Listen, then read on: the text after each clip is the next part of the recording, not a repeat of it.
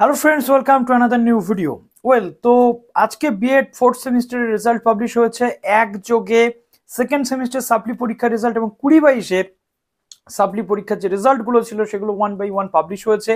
আপনারা অনেকে এতক্ষণে রেজাল্ট চেকও করে নিয়েছেন। যারা যারা রেজাল্ট চেক করতে পারেননি, এসডি টিউটোরিয়াল গাইডের যে অফিসিয়াল টেলিগ্রাম গ্রুপ রয়েছে সেখানে আমি প্রত্যেকটা রেজাল্টের পিডিএফ শেয়ার করে দিয়েছি। ডেসক্রিপশনে দেওয়া লিঙ্ক থেকে আপনারা সেখানে গিয়ে পিডিএফটা চেক করে নিজেদের রেজাল্ট চেক করে নিতে পারবেন। তো আজকের এই ভিডিওতে মেনলি বলার যে বিষয় সেটা হচ্ছে 2 বছর অতিক্রান্ত প্রায়। আমি এই ভিডিওতে কাউকেই বলবো না চ্যানেল সাবস্ক্রাইব করতে, কেননা এখানে যারা রয়েছেন তারা প্রত্যেকে আমাদের ফ্যামিলি মেম্বার। আপনাদের যদি ভিডিও ভালো লাগে অবশ্যই আমাদের সাথে জুড়ে থাকবেন, এটা আমরা বিশ্বাস করি। 2 বছর তখন চলছে 2021 সাল, যখন লকডাউন শুরু হয়েছে। 20 সাল থেকে লকডাউন হয়েছে, 21 সাল আফটার লকডাউন সেকেন্ড ব্যাচ বেরোচ্ছে বিএড এর, অর্থাৎ বিএড এর সেকেন্ড ব্যাচ ভর্তি হচ্ছে 2021 সাল। আমি বিএড এর ভর্তির জন্য গাইডলাইন, বিভিন্ন ধরনের যে বক্তব্যগুলো থাকে সেগুলো নিয়ে ভিডিও বানানো শুরু করেছি। সেই থেকেই 2021-23 ব্যাচের সাথে আমার কানেকশন তৈরি হলো, আর এই কানেকশনটা আস্তে আস্তে বিল্ড আপ হতে শুরু করলো। 2021 সালে টোটালি কলেজ খোলেনি, 1-2 দিন ছাড়া। তো সেই টাইমে আমি আপনাদেরকে প্রোভাইড করতাম পুরো সিলেবাস ডিটেল, প্র্যাকটিকামের যে গাইড, এছাড়াও থিওরির পরীক্ষার সংক্রান্ত বিষয় এবং সাজেশনও মাঝে মাঝে আমি আপনাদেরকে দেওয়ার চেষ্টা করতাম। তো এইভাবে কেটে গেল প্রায় 2 বছর। আজকে 2021-23 ব্যাচের ফেয়ারওয়েল, 2021-23 ব্যাচের এটা বলা ভালো ফেয়ারওয়েল ভিডিও। প্রত্যেকে যারা যারা এই 2021-23 batch BEd fourth semester complete করে উঠলেন তাদের আন্তরিক শুভেচ্ছা এবং অভিনন্দন জানাই। প্রত্যেকে আগামী দিনে খুব ভালোভাবে নিজেদেরকে প্রস্তুত করে তুলুন এসএসসি বা যে কোনো পরীক্ষার জন্য। আমি বলবো শুধুমাত্র শিক্ষকতার চাকরির জন্য আর কেউ বসে থাকবেন না, কেননা বর্তমানে যে সিচুয়েশন রয়েছে শিক্ষকতার চাকরির একটা অনির্দিষ্টকালীন যে বাতাবরণ সেটা তৈরি হয়েছে।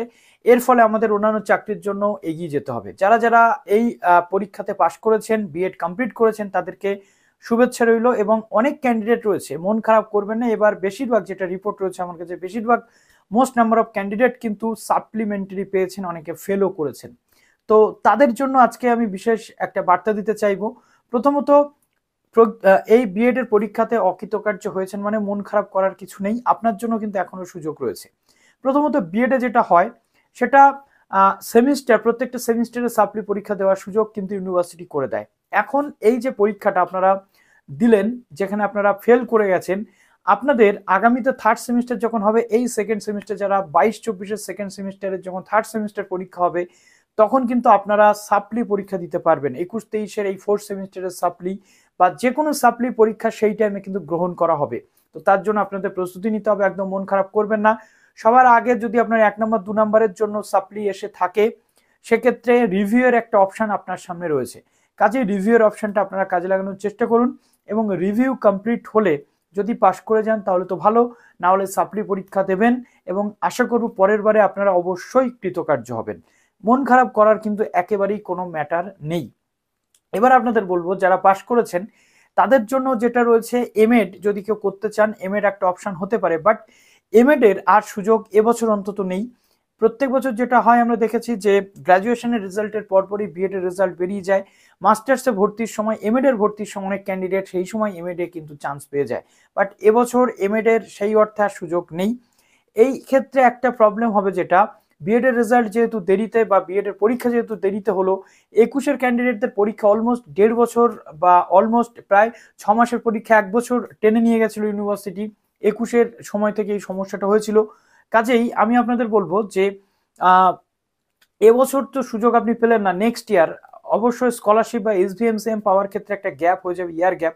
সেক্ষেত্রে আপনাদের সত্যি করার কিন্তু কিছু থাকবে না, বাট যদি আপনারা পড়তে চান পড়তে পারেন। আর আমি বলবো বিএড যারা কমপ্লিট করলেন, কম্পিটিটিভের জন্য তারা প্রস্তুতি নিতে শুরু করুন, ভীষণভাবে লেগে পড়ুন কম্পিটিটিভ পরীক্ষার জন্য। ক্লার্কশিপের পরীক্ষা রয়েছে, যারা বিএড কমপ্লিট করলেন আমি বলবো আপনাদের ফোকাসটা আপনারা ক্লার্কশিপে নিয়োজিত করুন, যাতে করে এই স্কুল সার্ভিস কমিশনের পরীক্ষা না হলেও আপনারা একটা নির্দিষ্ট জায়গাতে নিজেদেরকে মেলে ধরতে পারেন। এবার আপনারা বলবেন যে দাদা, স্কুল সার্ভিস কমিশনের পরীক্ষার জন্য তো বিএড কমপ্লিট করেছি, ক্লার্কশিপের পরীক্ষার জন্য কি আমাদের মনোনিবেশ করতে পারবো?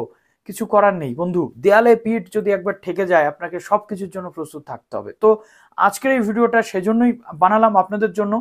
টার্গেট হোক এখন আপাতত ক্লার্কশিপ, এবং স্কুল সার্ভিস কমিশনের জন্য যেমন সাবজেক্ট বা প্রিলিমসের জন্য যেমন যা পড়ছিলেন সেগুলো পাশাপাশি চালিয়ে যান, বাট মেন টার্গেট আপাতত 4 থেকে 5 মাসের জন্য আপনারা করতে থাকুন এই যে ক্লার্কশিপের পরীক্ষা, সেই ক্লার্কশিপের পরীক্ষা।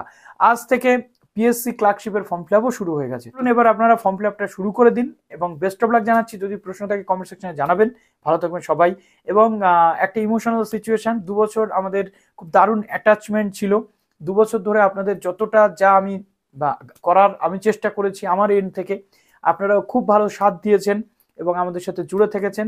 বিলিভ দ্যাট এখন এইভাবে আমাদের সাথে জুড়ে থাকুন। আগামীতেও আপনাদের জন্য আরো অনেক অনেক যে নতুন নতুন বিষয় সেগুলো আনার চেষ্টা করব। Best of luck.